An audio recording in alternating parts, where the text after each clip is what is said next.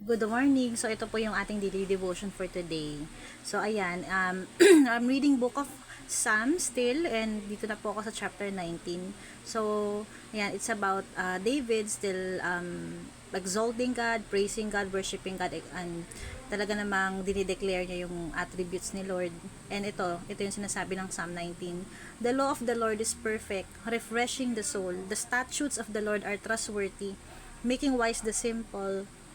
The precepts of the Lord are right, giving joy to the heart. The commands of the Lord are radiant, giving light to the eyes. The fear of the Lord is pure, enduring forever. The decrees of the Lord are firm, and all of them are righteous. They are more precious than gold, than much pure gold. They are sweeter than honey from the honeycomb. By them your servant is warned. In keeping them there is great reward. But who can discern their own errors? Forgive my hidden faults. Keep your servant also from willful sins.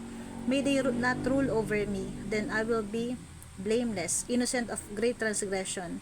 May these words of my mouth and this meditation of my heart be pleasing in your sight, O Lord, my rock and redeemer.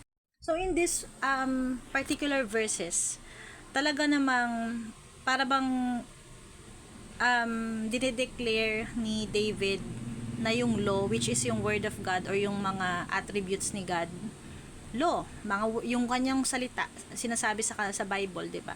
Yung salita ng Diyos, talaga nagme-meditate siya dito. Yun yung nagbibigay ng liwanag at ng buhay at ng direction sa kanya.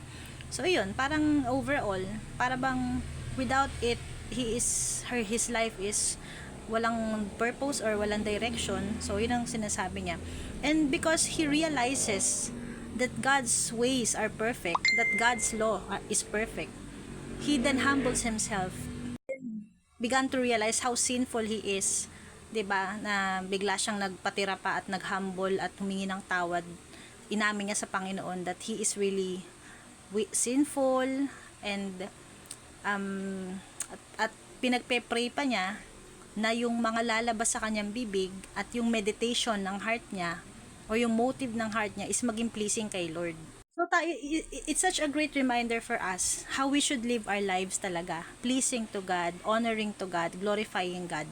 'Di ba, in everything that we do, in our words and in our actions, in our responses, although it's difficult talaga kasi we are not perfect and sometimes we actually stumble pa rin, 'di ba? May mga pagkakataon po na we fall short of God's glory. But in yet, uh, at least kahit papano nare-recalibrate tayo at kapag nagkakamali tayo, para bang nako-convict agad at nabibigyan agad tayo ng reason to turn back to God and i-correct man yung ating mistake. So, ang ganda nito kasi once you realize that the word of God is the only thing that we can hold on to, yung mga promises din niya, hindi lang yung mga batas, kasi it's not really, hindi naman nilikha ng Lord yan para lang magmando sa atin o para bang utos-utusan tayo o pag hindi mo to susunod ganto-ganto hindi ka na maliligtas, walang ganon. It's all for our safety and protection and for our lives,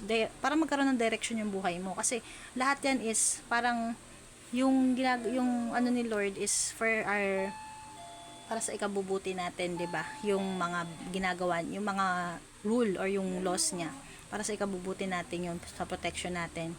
And all things na nangyari sa buhay natin, lahat yan ay according sa purpose and plan ni God, 'di ba? And He knows what's best for us. So, yun lang.